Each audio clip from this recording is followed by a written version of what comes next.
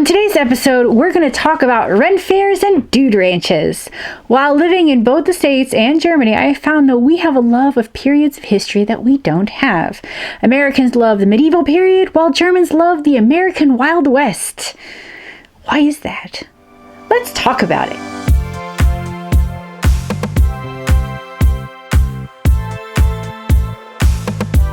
Hello, you Lieblings. I'm Mari, science fiction and fantasy author who's been living in southern Germany since 2014. Do you like my getup?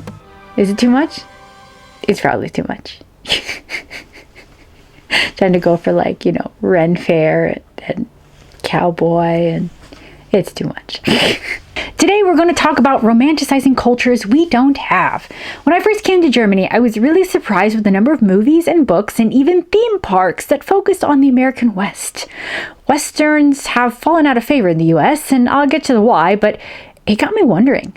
Germans have a romanticized view of the American West, while Americans have an equally romanticized view of the Dark Ages. It's interesting, right? Or weird. Your words, not mine.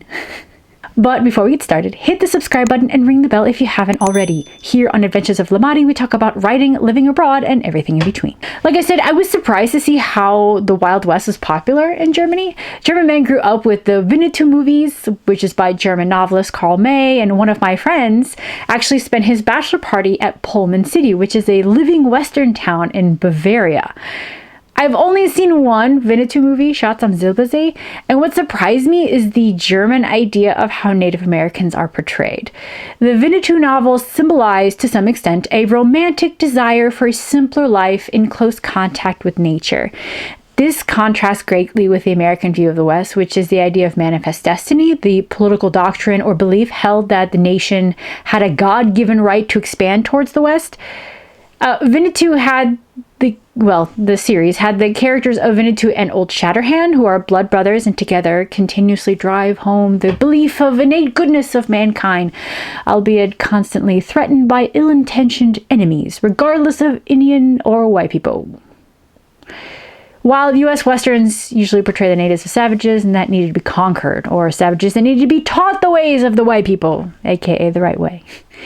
Obviously, the big reason why the U.S. aren't really into Westerns anymore because we have shifted away from the idea of manifest destiny in terms of conquering our own country and shifted to other countries instead.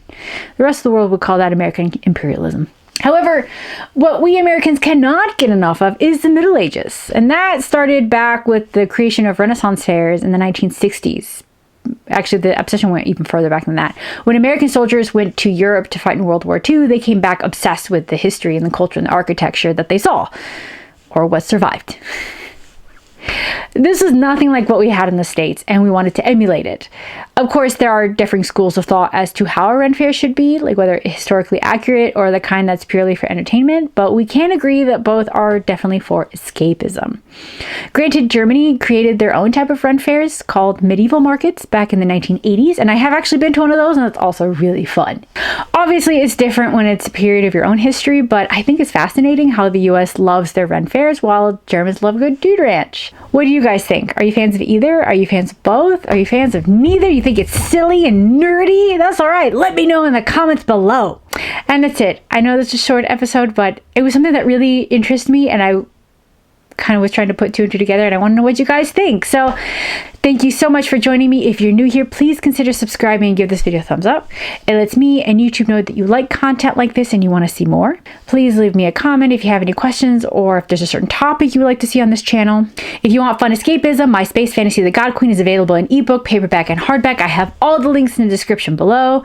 If you sign up for my newsletter, you get the first 6 chapters of The God Queen for free, as well as the prequel short story, The Knight and the Goddess. So sign up. And also, if you read any of my works or, the works of your favorite author, please leave a review. It really helps all of us authors out, and it is free to do so. And don't forget to connect with me on social media, whether it is through Instagram, Twitter, or Facebook.